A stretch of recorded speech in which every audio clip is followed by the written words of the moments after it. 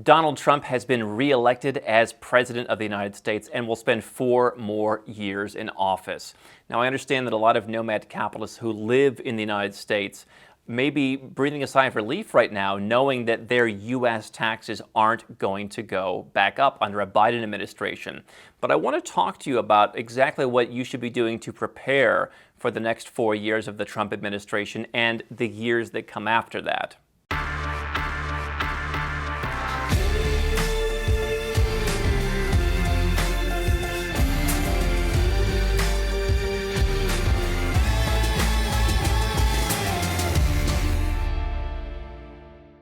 Hi, I'm Andrew Henderson, and here at Nomad Capitalist, we use my over a dozen years in the field all around the world of building a network and now building a team of almost 30 people to help 7- and 8-figure entrepreneurs legally go where you're treated best. From lower taxes, diversification, more options overseas, go to nomadcapitalist.com. So Donald Trump wins. And judging from the feedback that we've received from our subscribers, it seems like a lot of people were hoping that he would win because they wanted what they view as the more conservative, the more fiscally sound, the lower tax candidate to succeed over Joe Biden. Here's what I would do in response if I'm an American and I am looking at 4 more years of Donald Trump in office, and that is exactly the same things that I was already planning to do in regards to my nomad capitalist plans. Nothing should change. And I think that this is maybe the most fundamental thing, that is someone who actually does this stuff, not someone who sits in an office in Dubai or in Panama City and sells it to people, but is someone who actually does this as a consumer, as a lifestyle, in addition to helping people. I understand that there is a sense of false security from my guy got in, so now everything is okay. I have talked to people who have said, let's delay our final conversation of what I'm going to do until after the election. And I can understand that you may want to go in a slightly different direction of, you know, if Biden gets in, I just totally don't trust the country, I'm going to expatriate. If Trump gets in, I'm still going to live overseas and do all the other stuff. I understand that. But I think to say that, oh, Trump got in, now I don't need to do anything.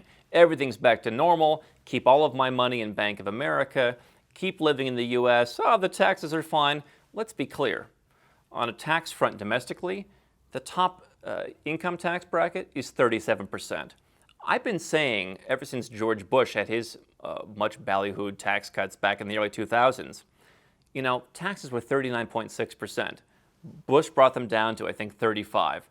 Obama took them back. Trump brought it down to 37. This is not like Monaco level taxation we're talking about. This is if you are a high earner, you are paying a lot of money. That's on top of Social Security tax. It's on top of Medicare tax. I understand Trump wanted a, kind of a holiday on those things for a while, but, there's still a lot of taxes that are involved. There's state taxes, which are not controlled by Trump. There are, city taxes for some people. And so there's a lot of taxes. And you have such a fragmented country still, even though Trump won, I think you're going to have a very hard time getting any kind of, big further changes through. And so, the changes that already have been put through in terms of taxation, yes, I understand on corporations, there have been taxes. I understand that there have been other deductions. For some people in places like New York and California, you've gotten hurt with SALT. But, the tax burden has dropped, but not nearly as much as it could have dropped if you had gone overseas. Not nearly as much as it could have dropped if you would move to Puerto Rico. Not nearly as much as it would have dropped as if you would expatriate. I'm not saying you should do any one of those things, but if you're using Trump's victory as a sense of security that all is well with the economy now, there certainly may be some economic growth, but there's greater economic growth in countries that we talk about here, from Cambodia to Georgia to Madagascar.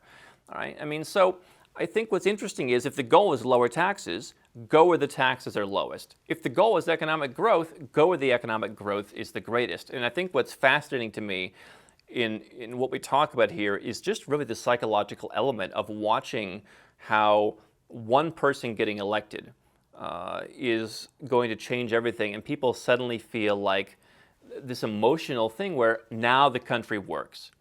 Listen, I understand that the vast majority of people, they want to be born, go to school, go to university, get a job, get married, raise their kids, live, invest, and die in one country. And there's no judgment from me if that's what you want to do.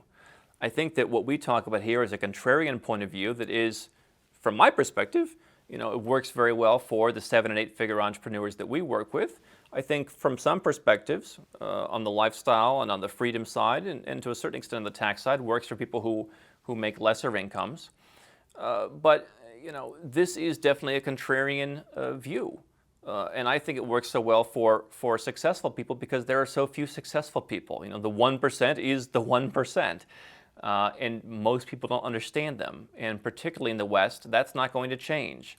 Nothing has changed. Here's what else Trump hasn't changed. If you live overseas or you want to move overseas, the U.S. still has citizenship-based taxation. It still has FATCA. You've still got to report all your bank accounts. Every foreign financial institution in the world practically is still an unpaid tattletale to the IRS.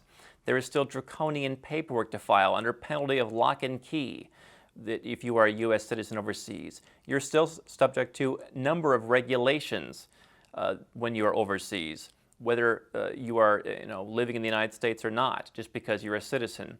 So very little has been done to fix that. Now I understand you might be saying, well, hey, I actually prefer to live in the United States, and so the lower taxes help. But again, if you're willing to pay to live in the United States, then I would say set a price for what that's worth to you. What is it worth to live in the U.S.? I make $1 million a year, for example. It's worth 200 grand. Anything more is too much. Okay, can you get your taxes to 200 grand? Is that a reasonable, rent payment to the U.S. to live there? If it's not, find somewhere else to live.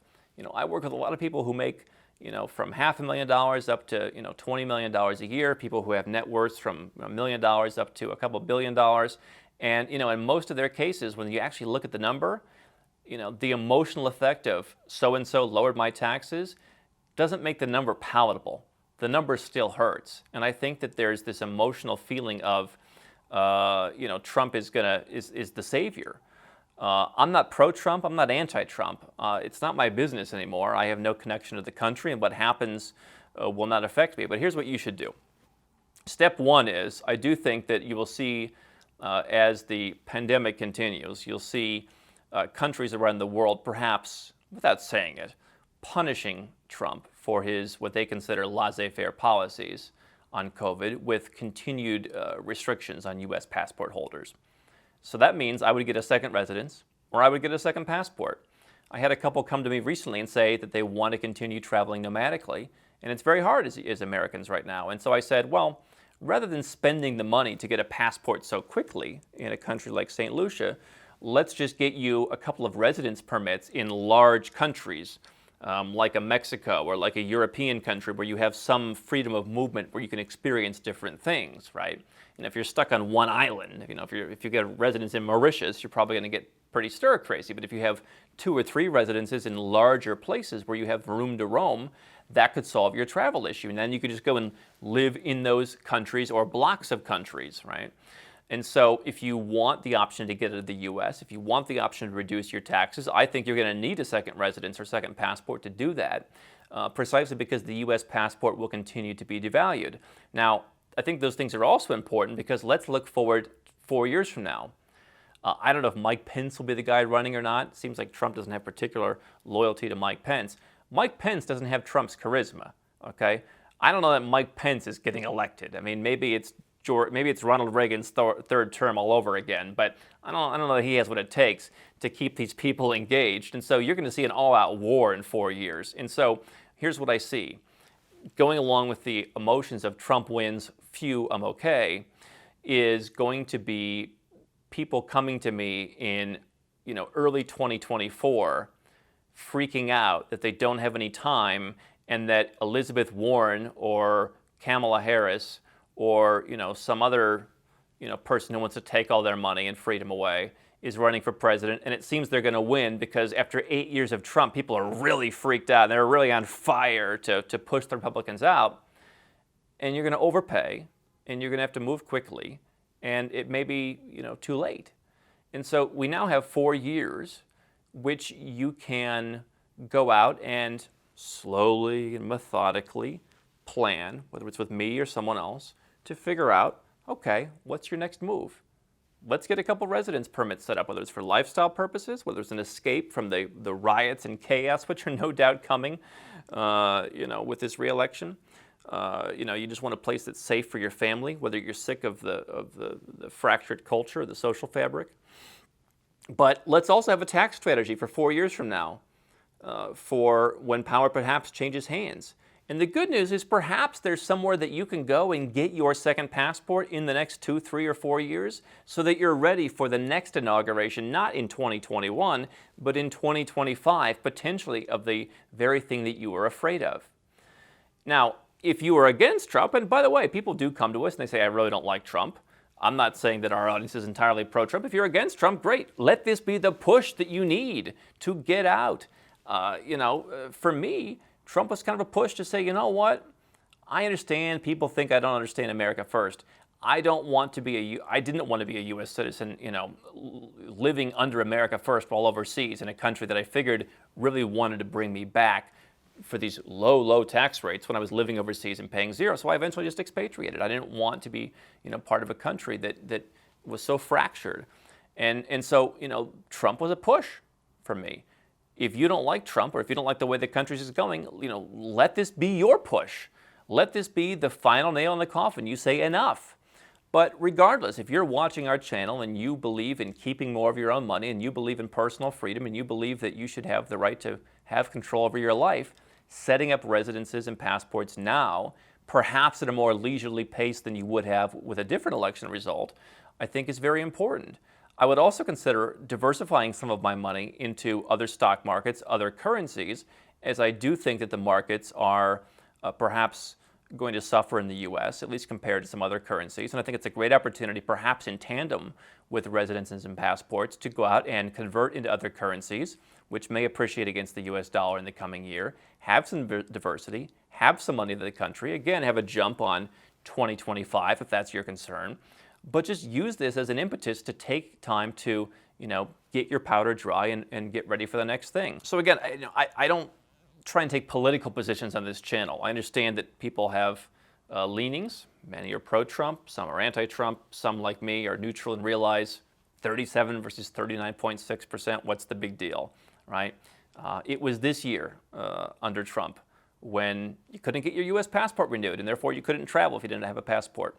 It's right now that your U.S. passport is on par with many African passports. Again, is that Trump's fault? I don't know, but that's what happened under his administration. So to think that things alongside with the taxes, are going to magically improve, I don't believe it.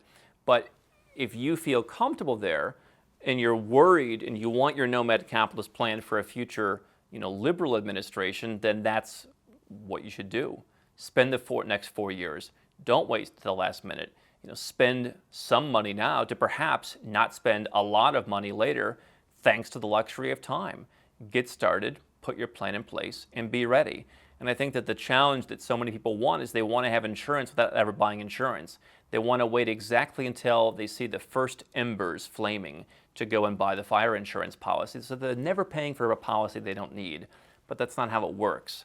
Eventually, the United States is going to be taken over by people who are going to raise your taxes, who are going to restrict your freedoms, who are going to do some things that you don't like, whether it's a wealth tax, higher income tax, taking the cap off Social Security, doing whatever. It's going to happen eventually.